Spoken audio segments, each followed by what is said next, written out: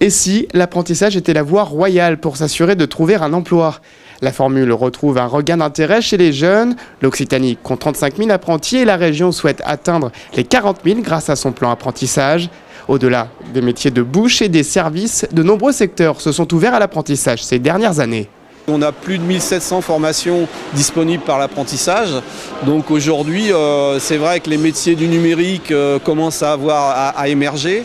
Et puis les métiers vers les énergies renouvelables, les métiers aussi sur l'animation graphique, tout ce qui est studio, sont vraiment des métiers qui émergent, avec aussi en tête tout ce qui est métier service à la personne. Sur certains secteurs, il y a beaucoup d'offres, sur d'autres, on est en flux tendu, mais quand même, il y a franchement des offres à pourvoir au niveau de l'apprentissage. Si le système d'alternance entre l'entreprise et le centre de formation séduit les plus réfractaires à l'enseignement scolaire classique, certaines, comme Elona, ont choisi l'apprentissage par passion.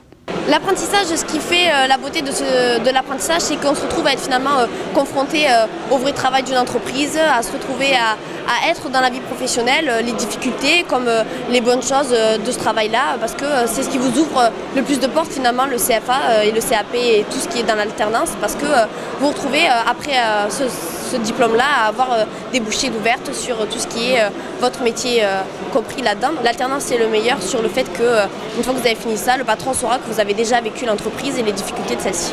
Autre atout, les apprentis sont rémunérés jusqu'à 80% du SMIC. Et pour faciliter l'embauche, de nombreuses aides et réductions de charges existent pour les entreprises.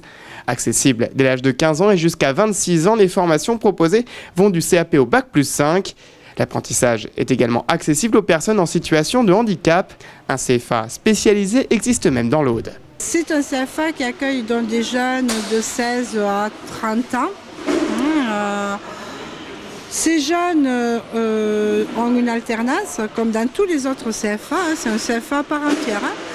Voilà. La seule différence, c'est que nous accueillons des jeunes en situation de handicap et que nous sommes un CFA tout métier. Il s'agit vraiment de travailler sur l'élaboration même du projet et de lever les difficultés, de les identifier et trouver des solutions pour toutes les difficultés qui seraient un frein justement à l'entrée en contrat d'apprentissage. Le but, c'est d'étudier avec elles quelles sont les difficultés et de montrer que quelles que soient les difficultés, il peut exister des solutions à partir du moment bien sûr où le handicap n'est pas incompatible avec le projet. Ça, c'est une évidence. Et pour cette mère de famille dont le fils est handicapé, l'apprentissage adapté permet aux jeunes en situation de handicap de trouver un projet professionnel et d'entrevoir l'avenir plus sereinement. Les handicaps, c'est large.